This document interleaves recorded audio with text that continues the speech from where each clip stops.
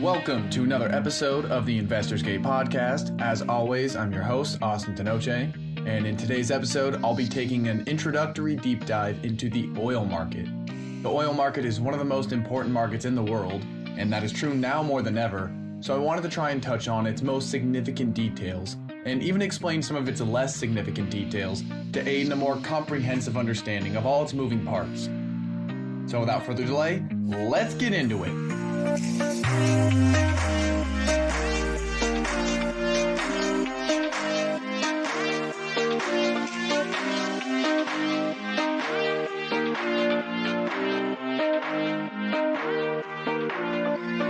Oil has long been one of the most important commodities in the world. Its ubiquity and relative cheapness have allowed societies to massively expand their energy consumption, forge more advanced economies, and live comfortably in abundance. Our ability to harness energy at cheaper costs is perhaps the single biggest driver of human advancement. Say what? Without energy, we can't do or make hardly anything.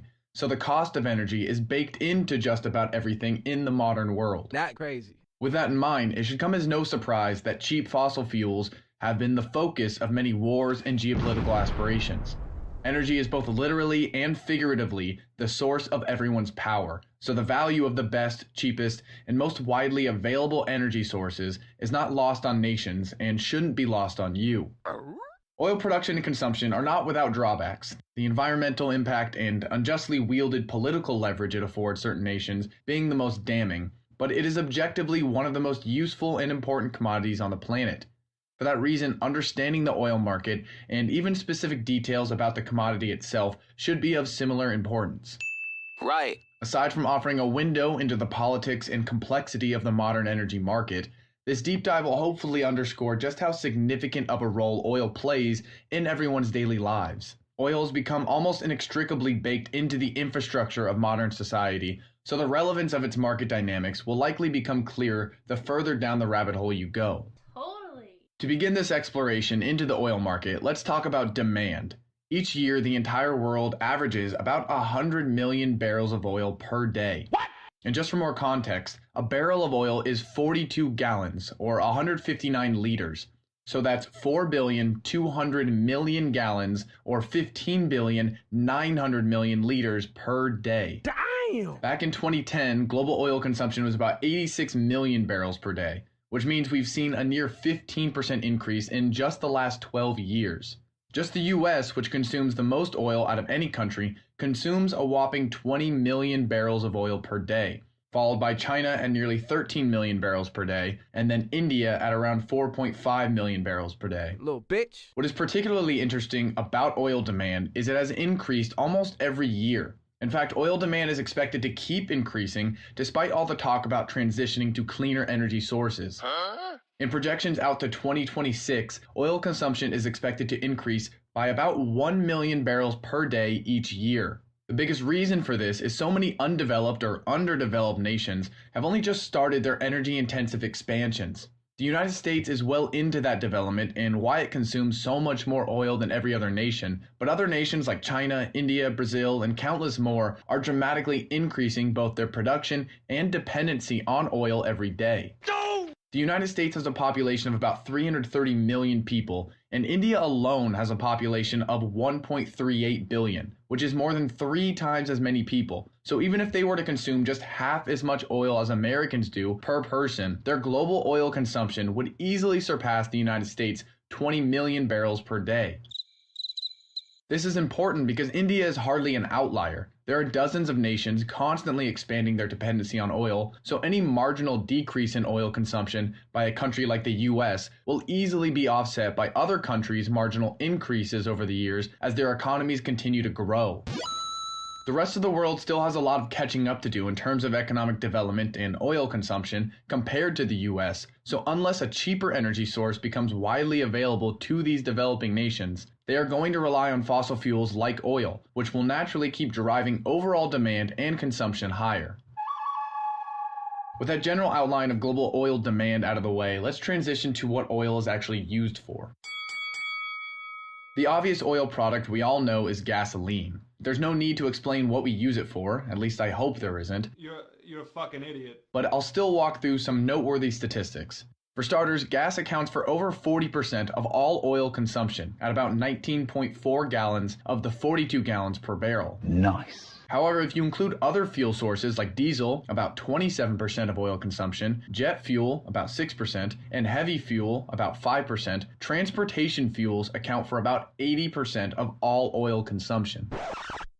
Now, while everyone is acutely aware of oil's role in gasoline or other fuel sources, far fewer will be aware of just how deep oil penetrates into other products and markets. A huge part of oil demand comes from petroleum products, which include fuel oils for heating and electricity generation, asphalt and road oil, makeup products, and feedstocks for making the chemicals, plastics, and synthetic materials that are in nearly everything we use. Not crazy. About 18 million barrels of the 100 million consumed globally every day are used for petroleum products, and about 12 million of that 18 are for petrochemical feedstock to make things like plastics and fertilizers.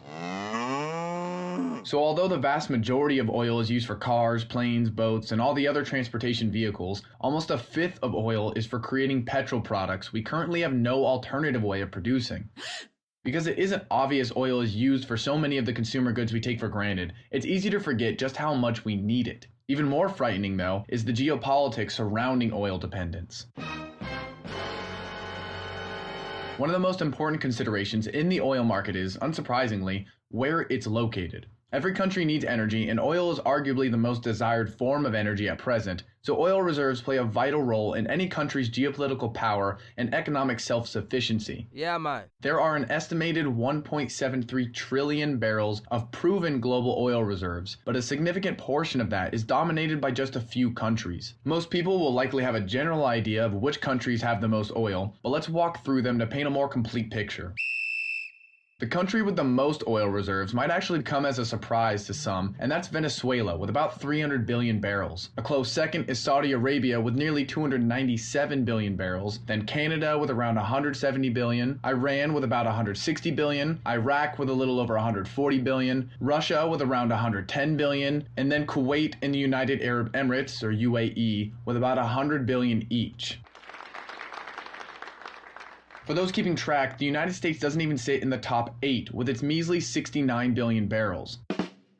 However, this is far from the full picture. Oil reserves are very different from actual barrels of oil produced and capable of being released into the market. As an example, Russia has the 6th largest oil reserve, but they are the 3rd largest oil producer, accounting for about 10% of the global supply, or 10.7 million barrels per day. Perhaps even more surprising is the US is the largest oil producer, accounting for over 18% of the global supply, or almost 19 million barrels per day, despite being 9th in total oil reserves. Damn! The amount of oil a country has under the ground within its borders is obviously very significant, but the combination of proven oil reserves and the ability to extract and produce barrels is what really matters.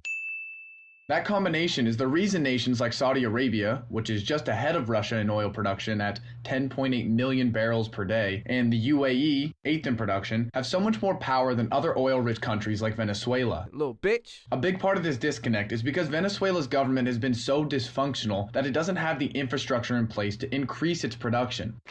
This is not to say the Middle East is known for its well-functioning governments, but it has invested heavily in building out its production ability and capacity, so it's able to pump out orders of magnitude more oil each day.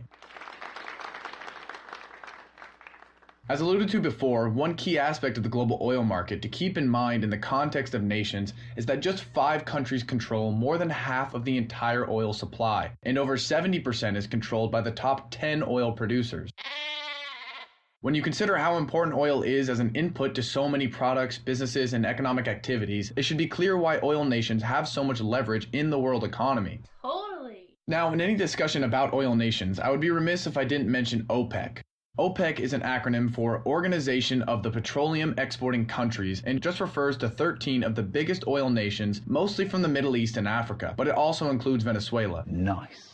Together, OPEC members account for over 40% of global oil production and over 80% of the world's proven oil reserves, so it is a very powerful and relevant organization. Yep.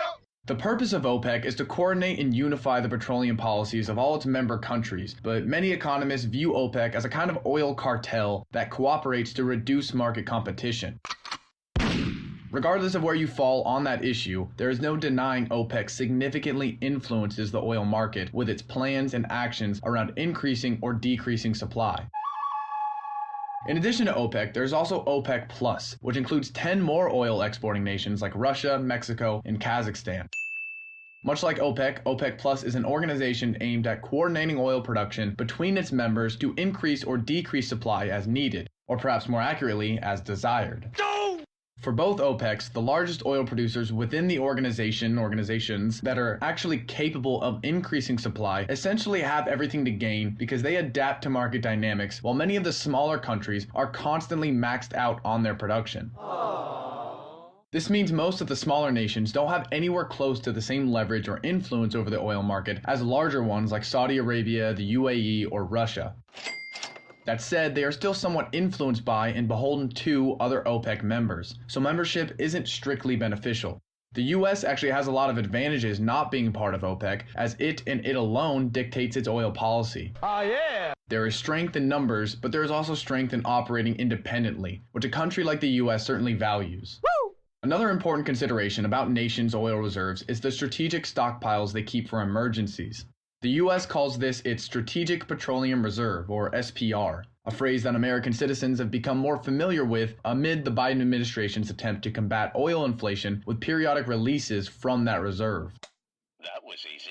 The US, China, and Japan, as some of the most developed economies and biggest crude oil consumers, maintain the largest strategic reserves. The US SPR alone has a 714 million barrel capacity and held a little over 500 million barrels in that reserve as of June 2022, which would be about 29 days worth of oil based on the roughly 20 million barrels the US consumed per day in 2021. Nice. A somewhat unsettling fact about the SPR that Americans will probably have mixed feelings over is Congress has actually been selling oil in the reserve in unpublicized sales to fund the deficit since 2015. What? However, Biden's plan to release 1 million barrels a day for 180 days will ultimately bring down the reserve much more than any of those sales. Nevertheless, still a fascinating bit of information. The last major element of the oil market in the context of different nations that I wanted to dive into is their cost of production. The cost of production is naturally somewhat related to the amount of oil reserves a country has, but it's also a product of that country's ability to tap into any reserves and actually produce barrels of oil. Countries like Canada and Venezuela, for example, have some of the largest oil reserves in the world, but their production is severely hindered by geology, geography, and politics in the case of Venezuela, which I discussed earlier. The geological difficulties stem from oil reserves locked in denser materials that are simply more costly to extract oil from, and the geographic difficulties stem from reserves located in very inconvenient areas, whether that's deep in the ocean, under blankets of ice, or what have you. So whether a country's oil is trapped in extremely dense materials, scattered in inconvenient ways, or gridlocked by governments, the ease and cost of extraction are not the same everywhere you go. In that sense then, reserves can be far less important than availability. For these reasons, including the political ones, the quantity of reserves isn't the be-all end-all. Venezuela may have the most oil reserves, but there's a reason we generally don't think of it as a top dog in the oil market. Saudi Arabia, on the other hand, has one of the lowest costs for production in addition to its massive reserves, and that's why it, not Venezuela, is the larger oil exporter in the world. And we say bye-bye. Interestingly enough, the list of countries by the cost of oil production is actually more telling than the list of countries by proven oil reserves. For anyone who has been berated by the media about Russia's role in the oil market and was surprised to see it so far down on the list in reserves, they also have some of the lowest oil production costs at nearly $10 per barrel. Not crazy. Iran and Saudi Arabia are also countries with near or below $10 per barrel break-evens, so they have the most to gain from oil sales in the global market. For more context, the US break-even price is a little over $20 a barrel, and the UK's break-even price is over $50. $20 or $30 is probably closer to the average, but any difference is significant, especially when the price of oil falls below any nation's respective break-even rate. Supply and demand will eventually balance each other out, but that doesn't mean it's resolved quickly or painlessly. Consequently, high cost of production can create serious problems for countries and force them into very undesirable alliances or political agreements. Aside from the obvious advantage of having a larger profit margin in the oil market, a cheaper cost of production affords a nation a great deal of geopolitical leverage. If oil prices fall below certain levels, countries with higher oil production costs will lose money for every barrel they produce. Say what? So countries like Saudi Arabia and Russia would dominate the oil market even more, as they can weather falling prices well below just about every other producer. For real, you fuck with that? It's rare to see the price of oil drop below most countries' cost of production, but it's at least something to keep in mind when analyzing the global oil market dynamics. Even if prices don't fall below the cost of production, if profit margins aren't high enough, overall production may slow out of fear business will cease to be economical. In those scenarios, more and more power redistributes to the cheapest producers. At this point, I've talked quite a bit about oil, but I've yet to mention what is potentially the most important part: how we actually get the thing out of the ground. As can fairly be assumed, there are many different methods for extracting oil, but they all start with identifying oil reserves in the ground. To locate oil reserves, geologists will use echoes from a vibration source they have on a vehicle like a truck or that they generate through an explosion. With those vibrations, they generate a seismic survey of the ground below. I can't speak to the specific signs geologists look for, but if they see something promising, they'll drill an exploratory well to see if they are correct and if it has enough oil to be worthwhile. Another purpose of an exploratory well is to identify the type of oil within it. The prevailing opinion among most individuals is probably oil is oil, but there are gradations to crude that make it more or less appealing to producers.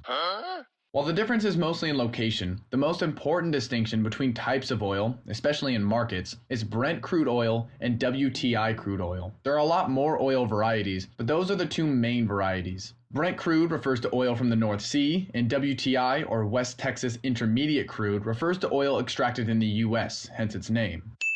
Though Brent oil isn't the highest quality available, it's very good quality and abundant, so it is the most commonly referenced oil in markets. In fact, roughly 2/3 of all crude contracts are priced in Brent crude, so it's usually a better indicator of global oil prices. That said, abundance isn't everything, and the quality of oil is still very important, as it can make the refining process much easier, so Brent is by no means the king of oil. There are a number of factors oil producers use to differentiate the quality of oil, but the two main factors are the API gravity, which is the measurement of an oil's density relative to water, and its sweetness. But before you go tasting your oil to see how sweet it is, understand that it's just a term to reference its sulfur content. You're a fucking idiot. Oil producers will place their oil on a spectrum of sweet to sour, with sweeter blends having less sulfur. The less sulfur oil has, or the sweeter it is, the easier it is to refine. WTI crude, for example, is much sweeter and lighter than most oils, and why it frequently trades at a slight premium to other oils in the market. That premium will vary or even disappear under different market conditions, so it isn't a guarantee, but that should hopefully explain some of the price discrepancies between the different kinds of oil you see listed in any given market. In addition to Brent and WTI, the last major variety of oil worth mentioning is the Oman or Middle Eastern crude, which is a good reference for slightly lower grade oil than WTI or Brent. Oman crude is considered lower quality because it is on the sour side, which makes it more difficult to refine. Right. Because Oman crude is sourced all throughout the Middle East, it's used as a benchmark for Gulf crudes in the area that are sold in the Asia-Pacific market. However, despite being sourced in many areas throughout the Middle East, its most notable source is Dubai, Saudi Arabia, which is why it is sometimes called Dubai crude. All that being said, the most important types of oil to remember are Brent and WTI, as they represent the vast majority of oil contracts and price references globally. But enough about these esoteric distinctions. Let's get down to the nuts and bolts of the oil market: drilling. Once an oil well is found and deemed worth pursuing, producers will start drilling down to wherever the well is. Wells can range in depth from a few hundred feet to more than 20,000 feet, but the average is about 6,000 feet, which is a little more than a mile down. Given the challenges of drilling so far down into the earth, creating access to an oil well will easily cost hundreds of thousands of dollars, or even more if it's in a hard-to-reach area. For that reason, investing in drilling requires a fair amount of oil or confidence in the investment to warrant the overhead. After a well or drilling site is created, it's frequently sold or exchanged between different companies as an asset. Because the price of oil fluctuates so much, wells can vacillate between profitable and unprofitable. So even if they're currently offline because the oil prices are low, they will be held or traded under the assumption they will become economically viable again when oil prices rise. As for the actual mechanics of oil drilling, not that you asked, once the drill reaches the desired depth, a cement casing is added around the pipe lowered into the well to prevent the hole from collapsing. After the stability of the hole is ensured, the pump system or pump jack will be added to the land site to start pulling it out. Yeah, baby! Yeah. If the crude is on the heavier side, sometimes producers will have to drill a second hole to inject steam, which thins the oil and adds pressure to drive it up the pipes. And this is just one of the challenges different types of oil can create. With that basic understanding of how traditional drilling works, let's transition to one of the buzzwords in the oil market, fracking. Despite the general public's overall distaste for fracking, it was one of the most significant innovations in the oil market, commonly referred to as the shale revolution, and it particularly benefited the US. Nice. The term fracking comes from the phrase hydraulic fracturing, which is in reference to the development of horizontal drilling techniques that made previously unviable sources of oil economically obtainable through the fracturing of shale rock. Totally. Normal drilling is just a straight line down into a well, so it's limited in the sense that you would have to drill a lot of holes to get oil reserves scattered under the ground. Even if the cost made sense to drill dozens of holes, each drill still might not be able to collect all that much. Fracking, on the other hand, utilizes drills that eventually move horizontally after drilling down into the earth, which can dramatically increase the amount of oil that is collected with one drill. Oh yeah! After the drill is pushed horizontally, small charges will be detonated in that portion of the pipe to create fissures in the shale, this being the fracturing or fracking part of the process. The fissures are like thin branches that extend hundreds of feet and grant more access to the oil scattered in the ground. Once those branches are made, water will be sent down the pipe at high pressure to push out any oil before it's cycled back up to the surface. That might be more information about fracking than you needed. Yep. But in a nutshell, fracking is just a more capital-intensive way to extract oil from the ground than traditional oil drilling. But it's also more effective when wells aren't neatly organized into a single reservoir. Accordingly, the primary advantage of fracking is that it allows countries and oil companies to tap into oil reserves that were previously too difficult to reach through traditional methods. Fracking was the key innovation responsible for the shale boom that started in the 70s, which allowed drillers to massively increase the global oil supply. However, prices had to be high to make fracking economical, so there is a little bit of a balancing act. As oil prices move higher, there will likely be more costly extraction methods gain in popularity as they become economical. In the end, any extraction method lives and dies with the cost of oil. But before you start thinking fracking is at risk of going out of business, the cost per barrel of production can still be as low as $35. And it is much more abundant. In the US, for example, more than 70% of output comes from shale production. Damn! And that will probably continue to be the case as long as oil trades above $40 to $50. The countries with the largest amount of recoverable shale oil are Russia, the United States, China, Argentina, and Libya. But as mentioned, fracking requires pretty advanced technology and is more expensive than traditional drilling, meaning it won't be easy for some nations to put into practice, and the break-even price will be much higher, perhaps even too high for undercapitalized nations to risk.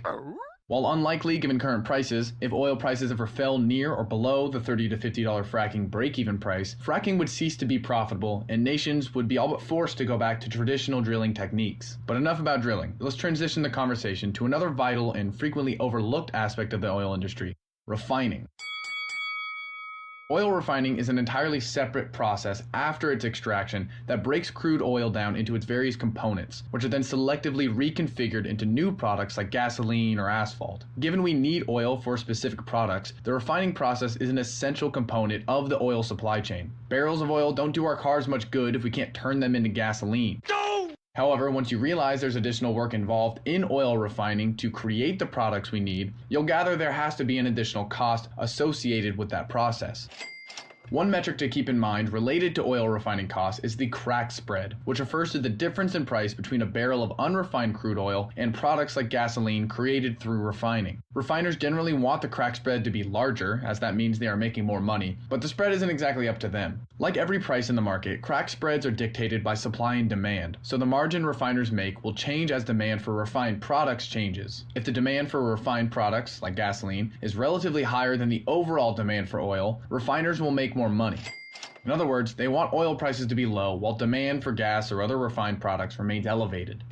To calculate the most important crack spread, the difference between a gallon of oil and a gallon of gas, divide the cost per barrel of oil by 42, because 42 gallons in a barrel, and subtract that from the current price of gas per gallon. If oil is trading at $100 per barrel, its cost per gallon is roughly $2.38. Compare that with the gas price per gallon, as measured by the current futures contract, not your local gas station, of $3.33, and you get a difference of 95 cents, which would add up to $39.90 for a full 42 gallons of oil. So refiners, in this circumstance, would be making about $40 per barrel of oil. What? That profit doesn't technically take into account the cost of refining, but that will usually run refiners less than $1 per barrel, so it hardly impacts their bottom line. However, there are usually other expenses such as interest on debt obligations or other costs associated with business operations that eat into the profit margin. After you account for taxes, distribution, and marketing, refiners don't make nearly as much per barrel as it might sound, but they certainly can profit quite a bit. The bulk of the profit certainly goes to the producers, but refiners are still important players and have seen their margins increase significantly with oil prices climbing. Oh, yeah. The majority of the world's largest refineries are in the Asia-Pacific region, with the largest being in India, followed by Venezuela, South Korea, and then the United Arab Emirates. I mention this because the nations that dominate the oil refining process dominate a vital part of the supply chain. India, for example, isn't a particularly large exporter or producer of oil, but they have the largest refinery, so they still have considerable influence over the market compared to those who aren't major producers or refiners. Little bitch. In the United States, the biggest refineries are almost exclusively in Texas, Louisiana, and California, and are owned by the likes of Saudi Aramco, Marathon, and ExxonMobil, everyone's most trusted companies. Regardless of where oil is extracted, it usually has to make it to a refinery before reaching consumers, so it might be helpful to keep in mind that we need pipelines, trains, and trucks to carry the final products from refinery storage tanks to other locations across the world or one's respective nation. In fact, we need all sorts of transportation methods for moving oil from its extraction point to refineries, and then additional transportation methods to take it to gas stations, stores, and suppliers, which brings us to the final topic. The final part of the oil market I wanted to touch on is, you guessed it, transportation. Oil is unfortunately useless if we can't get it where we need it, so this is another vital part of the oil supply chain that doesn't get much love. Aside from actual ships or vehicles that transport oil, pipelines also play an essential role in oil transportation. Whether transporting by pipeline or ship, there are two basic classifications: crude pipelines or tankers, and product pipelines or tankers. The former are used to move unrefined oil to refineries, and the latter are used to move refined products closer to the markets that ultimately consume them. While pipelines are generally seen as safer modes of transportation, they are also much more expensive and challenging to create. There are certainly benefits to having the pipeline infrastructure in place for years and even decades to come, but digging what is essentially a massive tunnel stretching upwards of 3,000 miles is naturally as expensive as it is time-consuming. Notwithstanding those concerns, about 66% of U.S. crude is moved through thousands of miles of oil pipelines, and plenty of other regions like Europe and China are also heavily reliant on oil pipelines, as they are incredibly efficient for land transportation, which is essential if you aren't a coastal location or the nearest supplier is separated by land only. That said, it isn't always easy or economically possible to create pipelines going everywhere oil is needed, so crude trucks, trains, and especially carriers also play a vital role. Crude carriers are usually classified by size, with the most notable classifications being Panamax, the max size that can fit through the Panama Canal, Suezmax, the max size that can fit through the Suez Canal, VLCCs, very large crude carriers, and ULCCs, ultra large crude carriers. You can tell they really took their time naming these. As of today, there are more than 3,500 oil tankers in operation, but only about 800 VLCCs and 2 functional ULCCs, which are extremely important for lowering shipping costs and meeting demand due to their massive size. I could go further into the shipping side of things and touch on some of the challenges the market is currently facing with regard to VLCCs.